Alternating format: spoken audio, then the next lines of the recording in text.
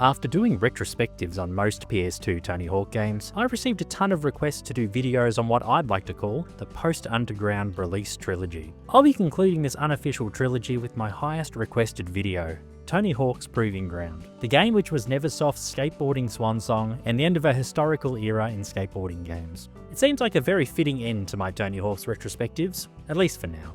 My name is OneHip, and thanks for clicking on this video. Whether you've watched any or all of my retrospectives, I appreciate you being here, and for those who are new, welcome. Anyway, let's go.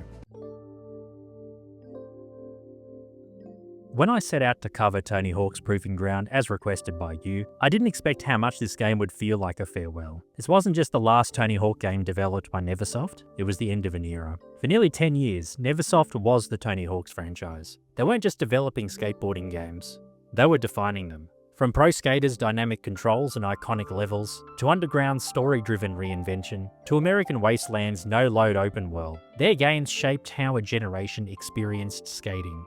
And for many of us, those games were more than just fun, they were formative. But by 2007, skateboarding game fans had moved on. EA Skate had arrived with a bold, grounded new direction, and Activision had already decided that Neversoft's next focus would be the Guitar Hero series, which they developed games for from 2007 to 2010. And by 2014, Neversoft merged into Infinity Ward, the studio most famous for developing games in the Call of Duty franchise. The moment Proving Ground shipped, their chapter with this iconic series was already closing. There's a certain weight to playing Proving Ground for the first time after I played most of their other titles, which I've done retrospectives on already. It doesn't feel like a confident new beginning, it feels like a final statement, a team trying to fit in every idea they had left. It's ambitious, packed with mechanics and features, but there's also a rawness to it. A sense that Neversoft knew that this was their last run, and they wanted to make it count. And by the way, if you ever worked for Neversoft and you're watching this video, thank you for giving us era-defining titles and hours upon hours of entertainment. It's been an absolute journey and a joy playing through titles I grew up with, as well as playing ones like Proving Ground that I'd never played before. For this video, I approached Proving Ground with fresh eyes. I was curious to see what the final Neversoft skateboarding game really looked like. What did they get right, and what didn't quite land? Let's take a closer look.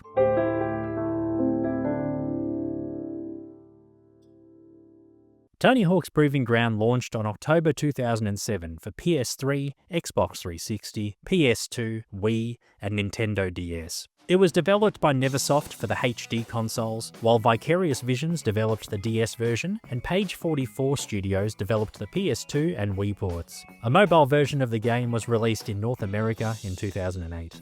For this retrospective, I played the PS3 version on PC using RPCS3 with the Proving Grounds Plus patch. This increases the frame rate to a smooth 60 FPS. The performance boost makes a huge difference in responsiveness in my opinion, and it helps the game shine a little brighter in modern hindsight. I mentioned in the Project 8 video that Neversoft made the weirdest opening video in the series, but I think Proving Ground beats it by a fair margin. Proving Ground is a hybrid of old and new. The pro skater DNA is still there, with things like huge trick combos, arcade-style controls, and tons of gaps, but it's mixed with a semi-open world, narrative progression, and more customization than ever. Now the trick, spot challenges, now known as skill challenges, and the tiered goal rankings from Project 8 return here. You explore 3 connected city hubs, Baltimore, Philadelphia, and Washington DC. You skate around, meet characters, pick up challenges, and unlock new areas and gear. The big hook is its career path system. You choose how you want to become a pro by picking challenges from 3 styles. Rigger, where you build skate parks and set up trick lines. Career, where you do pro-level stunts, film lines, and please sponsors. And Hardcore, raw, street-focused skating with fewer gimmicks and more grit. You can mix and match paths, or you can specialize in one, and each comes with its own rewards and skill unlocks. It's a creative idea that gives the game a mild role-playing layer, one that pushes Proving Ground in a more personal direction for the player. If you've been enjoying my Tony Hawk and EA Skate retrospective series, feel free to give this video a like. It helps more people find these videos. And if you'd like to see more in-depth looks at overlooked or underappreciated games, skateboarding or otherwise, subscribing is the best way to make sure you don't miss what's next. And thanks again for the support. Mechanically, Proving Ground plays like an evolution of Project 8. Nail the trick returns like I mentioned before, letting you slow time and control each foot with the analog sticks. And new to this entry are Nail the Grab and Nail the Manual, adding even more precision trick control. I didn't like these at all, to be honest, but I appreciate Neversoft expanding into this territory. There's a new balance meter for manuals and grinds, which was a bit tricky to understand, and I ended up setting it to the old balance meter.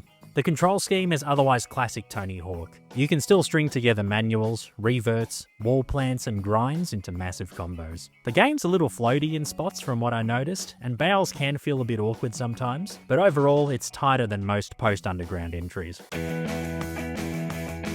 Proving Ground doesn't have a single cohesive story, but it does have a strong sense of progression tied to your choices. As you explore the city, you'll meet real-life pros who guide you through each career path. Each path has its own missions, story beats, and unlockables. The hardcore missions are more physical, with grind challenges, roof gaps, and some brutal lines. The rigger path has you placing ramps, rails, and objects to solve trick puzzles. And the career path leans more cinematic, with you filming tricks, getting on magazine covers, and working your way towards pro sponsorships. What I liked about this is that your skater evolves based on your path. You unlock new abilities tied to each lifestyle, like Nail the Manual, Aggro Kick, or new rigging tools. You can commit to one lifestyle or blend them all together, like I mentioned. It's an ambitious system, and while it is a bit rough around the edges, I feel it does add personality. There is a genuine sense of becoming your own kind of skater, rather than just playing through a preset campaign. The 3-city open world is a surprising highlight. Baltimore is full of alleys, rooftops, and gritty rails. Philadelphia is wide and historic with famous spots like Love Park, and DC brings in monuments and plazas with cleaner lines and vertical opportunities. What makes the world work is its density. Each section feels thoughtfully designed for skating. The spots are filled with lines, transitions, rails, and gaps. You can drop into any location and you can just cruise around for a while. Like American Wasteland and Project 8,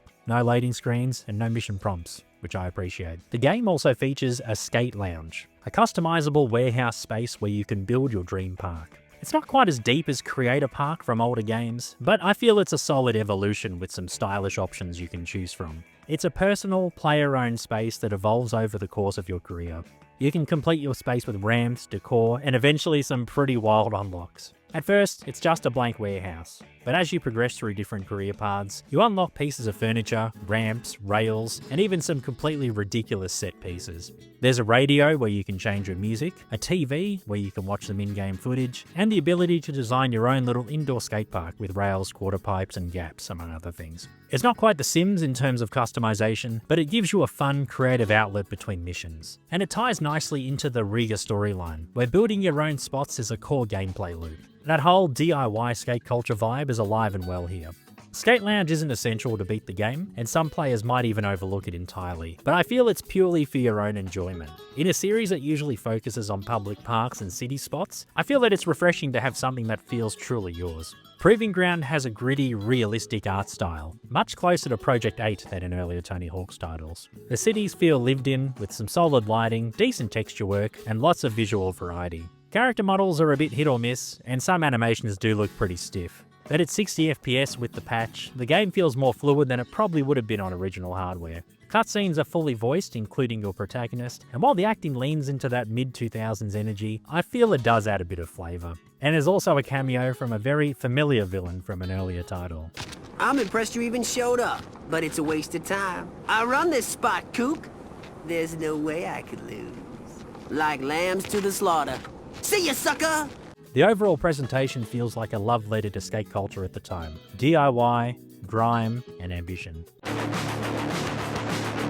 At the time, online play was included on PS3 and Xbox 360, with competitive modes and Skate Lounge sharing. Sadly, those servers are long gone, but offline there's still a lot that you can do. Within the story mode, you have classic mode for goal-based levels, like in the Pro Skater series. You can find these in arcade machines scattered across the open world. There's also full character customization, and tools to do some rigging. Secret skaters, gear unlocks, and achievements round out a pretty packed feature set. Not as over the top as Underground, but I feel that there's a decent amount of content here if you take the time to explore. The soundtrack is pretty solid in my opinion. It leans heavily into underground hip-hop, punk, and indie rock. Less radio-friendly stuff, but a lot more skate video kind of vibes. Artists include the Rolling Stones, Beastie Boys, Foo Fighters, and Block Party. It's a little more curated and moody than previous titles, and I feel that it fits the more serious tone in the game. It won't top the legendary Pro Skater or Underground lineups, but it does set the mood well, and there's enough variety to keep things fresh across as you play through the game.